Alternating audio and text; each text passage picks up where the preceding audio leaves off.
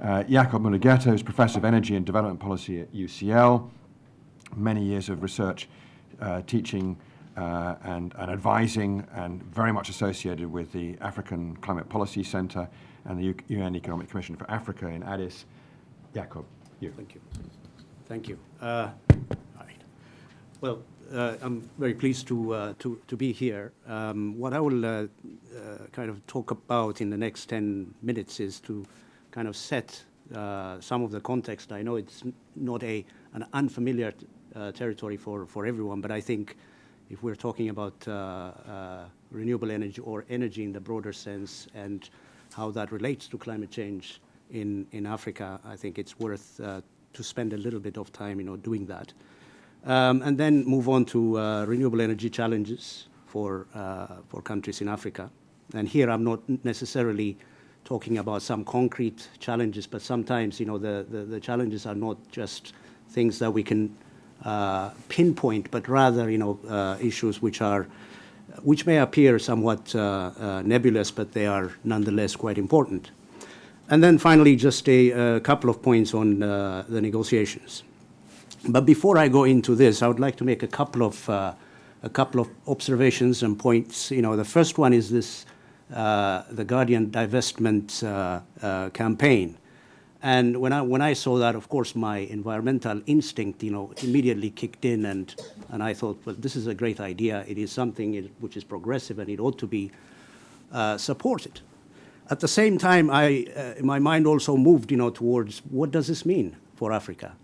It actually complicates Africa's situation, because right now we're looking at a number of countries that have recently discovered oil and gas. What does this mean for those countries? So I think if we're talking about Africa and we're looking at campaigns of this nature, it is important, to think about, what our actions imply, whether they are intended to be good or not. This is the same discussion I had with my old colleague Tim Jackson, who wrote the book Prosperity Without Growth. And brilliant book, wonderful. I think, Mary, you were one of the people who gave the forward. And then, as we were discussing, I said, well, Tim, what does this mean for Africa then? Prosperity without growth, because the growth agenda is very much, center and, at the heart of what African policymakers are up to. And he said, you're absolutely right. This is an unfinished business. We need to keep going, to try and work on the knowledge side.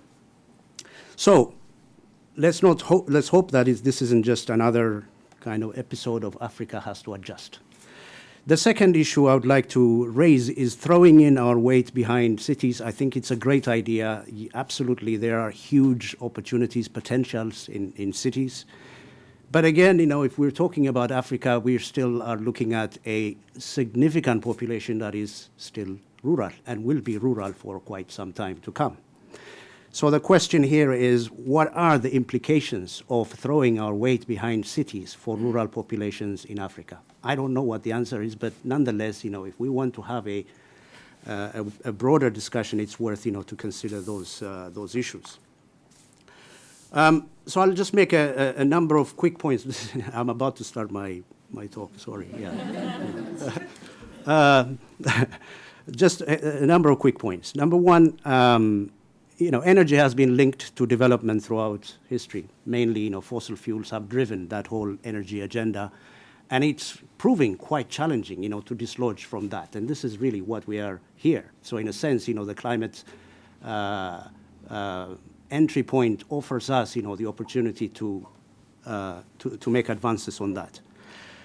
Now, in terms of, looking at Africa, well, additional energy is essential because Africa's deeper problems are recognized in the sense that, the energy issue is very much, one of the obstacles, for social and economic development in Africa. And I think it's important to recognize that.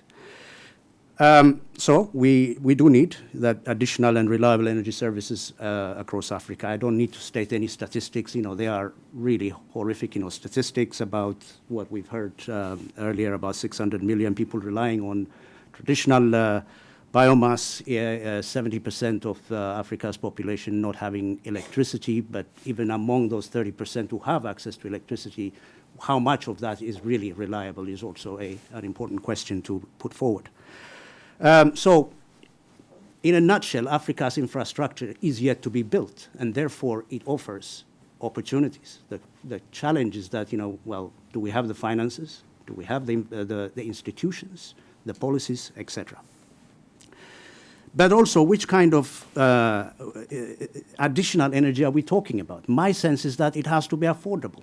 It can't be anything else. I think the affordability element has to be very much, the central element of this. So it would be easy to argue that poor countries have no option but to seek the cheapest forms of energy, regardless of whether they are environmentally friendly or not. But of course, we're not here to discuss that. And it would be a very simplistic position to take if we were to do that, and not one that projects optimism or hope. Because, we have a climate challenge, that needs to be addressed as well. So, the IPCC, for instance, argues that, energy use is responsible for 75% of total emissions of greenhouse gases. And a lot of the growth that we are going to see and seeing and will see in the future will come from developing countries. So there has to be a degree of responsibility that countries have to shoulder. If we're going to talk about, solving the climate challenge. So there's no way of getting away from that. Even if Annex 1 countries go to zero, move towards, zero emissions, there will still be quite a lot of heavy lifting that needs to be done by the rest of the world. A lot of my friends will not be happy with this, but I think, deep inside, they know that. So, here is where I think, renewable energy, but also low carbon interventions, will begin to make a lot of sense. The question is, what factors influence the achievement of sustainable energy goals in the context of development in Africa? Once again, I'm coming back, to that development dimension. What needs to change in the machinery of policy-making infrastructures and the culture that continues to propagate failed experiments? Have we actually moved away from the old way of doing development? I would make a few reflections. The first is, I would argue that the uncritical transfer of ideas and models has not worked. We've seen that through the structural adjustment program. We've seen that, through a number of failed policy experiments. So Africa needs to find its own voice whereby the questions it asks about its development challenges need to be internally generated and debated and acted upon. This might sound, rhetorical. I think it is, but nevertheless, the current discussion around energy, for instance, there's a huge amount of policy innovation work happening. The question is, how much of that is really homegrown material? So we need to ask that question. The second is, many of the present institutions that we see for energy access, renewable energy in Africa, in my view, are not fit for purpose, partly because the policies are not even there. So there's a lot going on the policy front, but not much on institutions. So here is, we are talking about, my grandfather used to say, well, you're buying the saddle without buying the horse. And this is it, we are coming up with the policies, but we don't know whether we have the institutions to be able to take these gigantic policies forward. The third is investment priorities are, I think, in need of serious attention. And we've heard, quite a lot. And it is a very complicated field. And the institutions in Africa are not quite there yet. But the other issue also is that small-scale funding, we know that it provides, for example, in food, most of the food produced in Africa. And yet the lion's share of real investment in farming has historically gone into propping up large-scale farming. We have the same issues as well the same problem in energy as well. For example, there's this peculiar investment trend which is found in the disparity of budgets allocated across countries, where 95% of the effort, whether it's research or whether it's development work or what have you, tends to go to centralized, to the more kind of conventional ways of generating and transmitting power or heat for that matter. I think there's an opportunity in connecting some dots. So how can Africa use existing systems of production as a way to link, for example, agriculture, water, energy, to actually support livelihoods? We hear quite a lot about this nexus between water, energy, food. I don't know exactly what it means, what nexus means, but it's not an issue that is new to many people in the development field. So the example, this is I'm selling our project at UCL, between UCL and others. The example of agro-industries as platforms for widening energy access. This is work that we've been developing. To clean energy to surrounding communities offers an interesting opportunity. Such entities, for example, have access to finance. They operate within the formal institutions, financial institutions. They have skills embedded within their territories, and they can influence policy as well. They have power to be able to leverage there.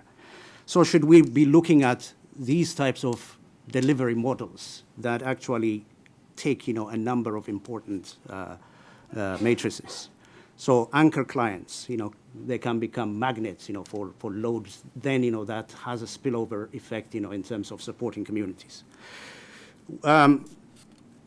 One other element, this is an observation, and it really resonates with the Mary Robinson Foundation as well, is that this is about education.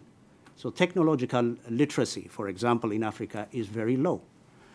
And sometimes, when we talk about technical capability, this isn't just about understanding the theory behind solutions. I mean, for instance, my wife, who happens to be Spanish, knows more about doing things by hand better than me. It's part of our maybe differences in upbringing. She's brought up in where technology is actually socialized. Whereas in my background in Africa, that's not the case.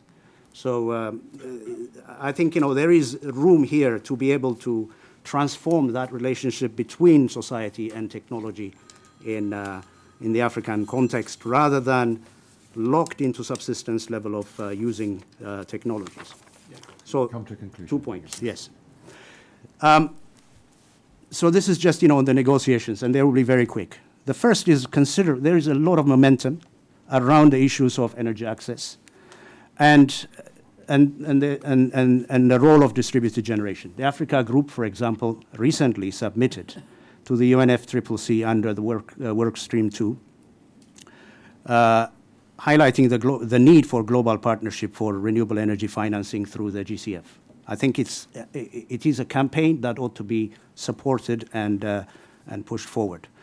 The second point is something that an old colleague of mine, a good friend of mine, Navros Dubash, raised recently, is that the INDCs are flexible to country contexts. So countries will probably continue to be conservative on their economy-wide numbers, for example. But the real hope for progress lies in what sits beneath that, in the details of sectoral implementation, on the science of mainstreaming climate change in line ministries on institutional, legislative, and policy domains. So I think it's an opportunity there to think about. And finally, examining finance, particularly in the context of any continuity, rather conditional pledges, is fundamental. We've seen the kind of meaningless, discussions we saw in the Fast Start Finance, whether it's additional or this. So the details have to be really worked out before agreements, are actually reached. And finally, leadership is absolutely crucial, and we have the greatest of them in front of us. Thank you. Thank you.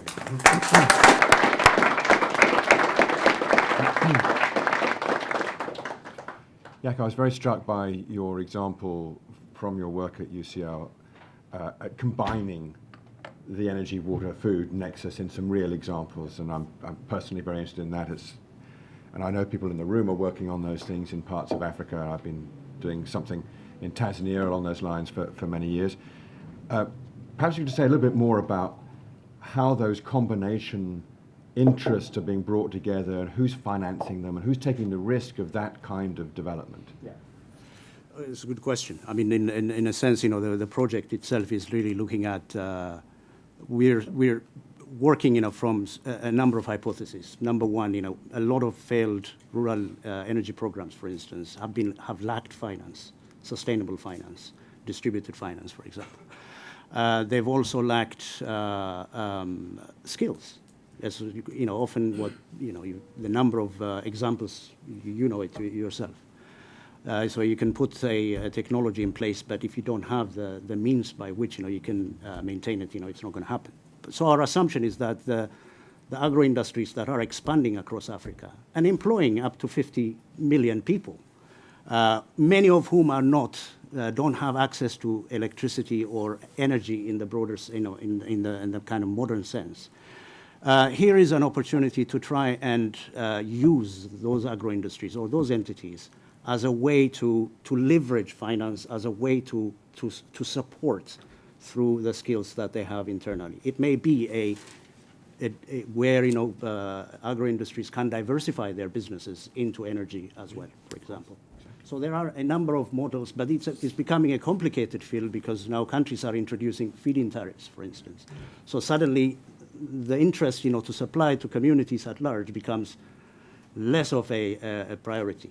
But then again, that might still offer you other spin-offs in the sense that, if you do get you feed-in tariff, it means that, the grid has come into the area. It means that it becomes available for the communities as well. So, I mean, yeah. Wonderful. Okay.